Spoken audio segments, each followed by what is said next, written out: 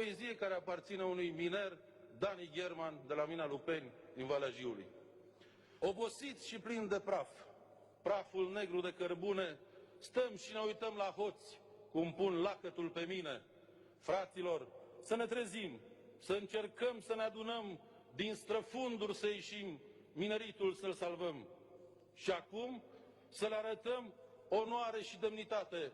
Nu murim ca niște proști, în genunchi, târâși, pe coate. Hai, ortaci cu brațe tari, în picioare să sărim, să vadă copiii noștri că noi încă mai trăim. Să vadă pe această cale că nu suntem terminați și pot să trăiască în vale, lângă mamă, lângă frați. Să nu ne lăsăm acum și să le arătăm mândria că suntem mineri din vale și trăim în România. Să se audă până la Haga, la Bruxelles, la București, că noi vrem acum dreptate, ne-am săturat de povești. Ne-au furat cu indolență toți acei ce ne-au condus, ne-au băgat în insolvență, însă noi nu am apus.